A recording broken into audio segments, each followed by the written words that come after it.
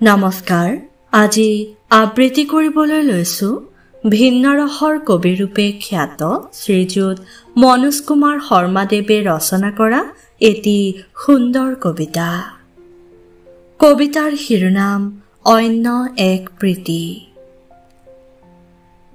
আমি বন্ধু দূৰ সংযোগৰ, হয়তো একেখন চহৰৰ, কিম্বা ৭ সাগৰ ১৩ নদীৰ সিপাৰৰ। আমি আত্মীয় দুয়োৰে, বাস্তৱৰ আত্মীয়তকৈও আত্মীয়। আমি প্ৰেমিক দুৰন্ত। নুসুধিবা জন্মৰ তাৰিখ, নিবিচাৰিবা এখন ৰঙা নীলা ফটো। ময়ো নিবিচাৰো।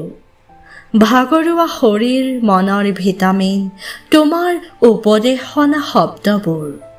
গা মন শিহৰাই তোলা কোনো সপোনপুৰীত বাজি উঠা মিঠা মিঠা মাতটো।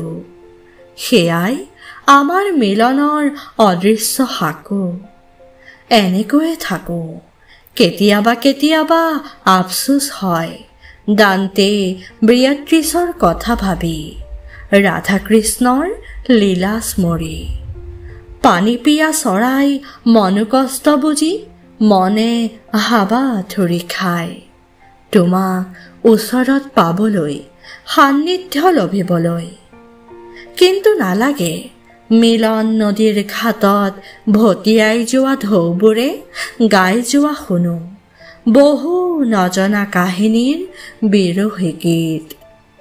ধন্যবাদ।